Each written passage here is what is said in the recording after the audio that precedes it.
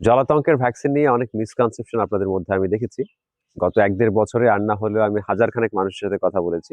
তো তাদের মধ্যে যেই একটা ভয় আমি কমন দেখেছি, সেটা হলো যে অনেকে এমন আছেন যে বছরে ৩ বার বা ৪ বার ভ্যাকসিন নিয়েছেন বা ২ বছরে এরকম ৩ বার বা ৪ বার, ৫ বার, ৬ বার এরকম ভ্যাকসিন নিয়েছেন। তো তারা কিন্তু একটু শঙ্কিত যে এতবার যে আমি ভ্যাকসিনটা নিচ্ছি মানে র‍্যাবিস থেকে বাঁচার জন্য, তো সেই ক্ষেত্রে আমার বডিতে যে এত পরিমাণ ভ্যাকসিন ঢুকছে, তো সেই ক্ষেত্রে আমার আবার র‍্যাবিস হওয়ার চান্স আছে কিনা? তো এটার উত্তর এক কথায় হচ্ছে না। র‍্যাবিসের টিকার মাধ্যমে কখনোই আপনার র‍্যাবিস ছড়াবে না। কারণ এটা একটা ইনঅ্যাক্টিভ মানে সেল কালচার ভ্যাকসিন। মানে একটা ইনঅ্যাক্টিভ ভাইরাস হচ্ছে আপনার বডিতে ঢোকানো হয়।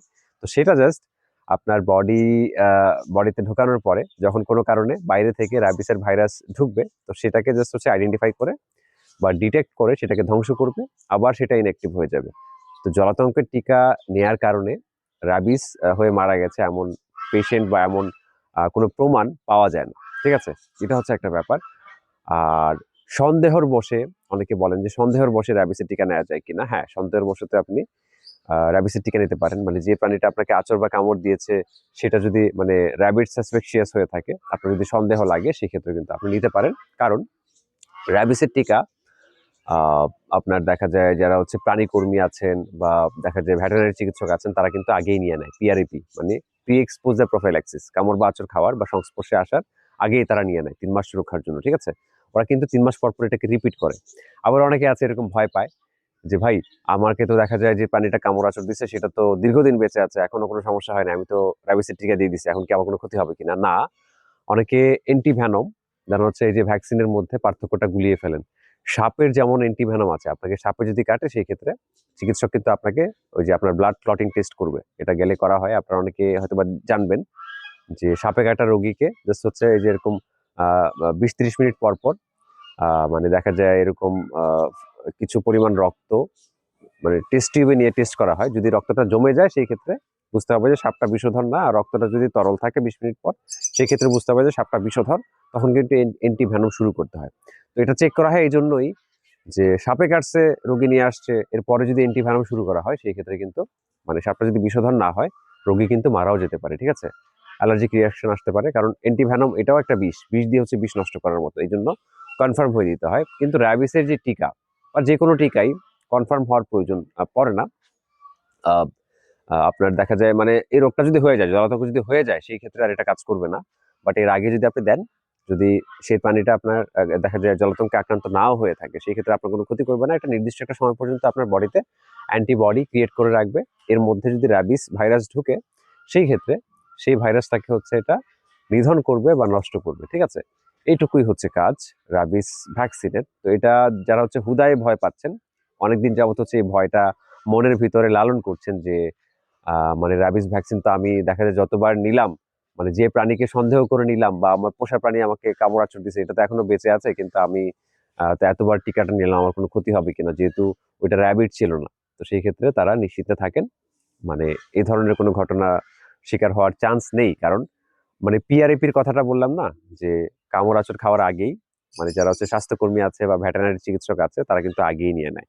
আর তারা কিন্তু ৩ মাস পর এটা রিপিট করে। ঠিক আছে? আমার একজন ফ্রেন্ডই আছে ডিভিএম আম মানে ডক্টরস অফ ভেটেরিনারি মেডিসিন। তো সেই হচ্ছে দেখতাম যে আপনি ৩ মাস পর এগুলো হচ্ছে রিপিট করে। তো এটা লাগেই যারা হচ্ছে যে এই আ মানে প্রাণী নিয়ে কাজ করে বা হচ্ছে প্রাণীর চিকিৎসা করে বা এরকম স্বেচ্ছাসেবী কিছু লোকজন আছে আমার পরিচিত। তারাও কিন্তু ৩ মাস পরই গ্রহণ করছে। এমন কোনো ক্ষতির বা হচ্ছে র‍্যাবিস হয়ে গেছে এমন কোনো ঘটনার কিন্তু প্রমাণ পাওয়া যায় না। ঠিক আছে? তবে অতিরিক্ত ব্যাপারটা মানে কখন হবে? যখন মানে আপনি একবার পূর্ণ মাত্রায় টিকা নিলেন, ৩ মাস পার না হতেই যদি আপনি আবার সেই টিকাটা মানে আবার পূর্ণ মাত্রায় নেন বা আবার ২ টা শট নেন, সেই ক্ষেত্রে সেটা অতিরিক্ত হিসাবে কাউন্ট হবে। তবে অতিরিক্ত এই ডোজ নিলে মানে কি হবে? আপনার সম্ভাব্য কোন রোগ হতে পারে এটা WHO ক্লিয়ার করে এখনো বলে নাই। এজন্য বলা যায় না। তো অন্তত যারা হচ্ছে পূর্ণ মাত্রায় একবার টিকা নিছেন, তাদের উচিত যে টিকা মানে শেষ টিকার তারিখ থেকে পরবর্তী ৩ মাস আর টিকা না নেয়া কোনোভাবেই। ৩ মাস পরে যদি আপনি অনাকাঙ্ক্ষিতভাবে আবার এরকম ঘটনার শিকার হন, সেই ক্ষেত্রে আবার নিতে পারেন। তো এই হচ্ছে ব্যাপার আরকি। আর একবার পূর্ণ মাত্রায় যদি আপনি টিকা নেন, সেক্ষেত্রে আপনার ৫ বছর সুরক্ষা থাকবে। জাস্ট এমনি ৩ মাস পর হচ্ছে একটা ২ টা বুস্টার দিয়ে নেবেন ০ দিন আর ৩য় দিন। এভাবেই কিন্তু আপনি র‍্যাবিস থেকে বেঁচে থাকতে পারবেন। আর র্যাবিসের টিকার কারণে আমি আবারও বলছি যে র্যাবিস হওয়ার কোনো প্রমাণ পাওয়া যায় না, ঠিক আছে? তো এই ব্যাপারটাতে নিশ্চিন্ত থাকেন। আর যে ভাইয়া ওই যে অ্যান্টিভেনমের ব্যাপারটা এনেছিলেন আমার কোনো একটা লাইভে, উনি আলোচনা করেছিলেন। তো আমি আশা করি আজকের এই ভিডিওর মাধ্যমে আপনাদেরকে একটা পরিষ্কার ধারণা দিতে পেরেছি যে অ্যান্টিভেনম আর হচ্ছে ভ্যাকসিন এক জিনিস না, ঠিক আছে? ওইটা আপনাকে চেক করে দিতে হবে, 100% চেক করে দিতে হবে, না হলে রোগী মারা যাবে। কিন্তু ভ্যাকসিনের ক্ষেত্রে হচ্ছে আপনার মানে যে প্রাণীটা আপনাকে আঁচড় দিছে বা কামড় দিছে সেটা র্যাবিড হোক না হোক, মানে আপনাকে যদি সেই ভ্যাকসিনটা দেওয়া হয় সেটার কারণে আপনার কোনো ক্ষতি হবে না। র্যাবিস যদি আপনার বডিতে থাকে সেটাকে নষ্ট করবে বা কিল করবে। আর মানে দেখা যায় যদি না থাকে সেই ক্ষেত্রে সেই ভ্যাকসিনটা একটা নির্দিষ্ট সময় পর্যন্ত অ্যান্টিবডি ক্রিয়েট করে দেন। আহ, মানে 3 মাস পর্যন্ত হচ্ছে অ্যান্টিবডিটা ক্রিয়েট করবে, দেন হচ্ছে 3 মাস পরে এমনিতেই ভ্যানিশ হয়ে যাবে, ঠিক আছে?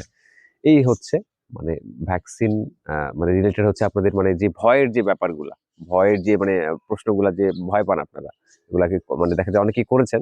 দ্যাটস ওয়াই ভাবলাম যে একটা ভিডিও আকারে যদি আপনাদেরকে দেওয়া যায় সেই ক্ষেত্রে আপনারা আপনাদের এই মানে মিসকনসেপশনটা একটু দূর হতে পারে।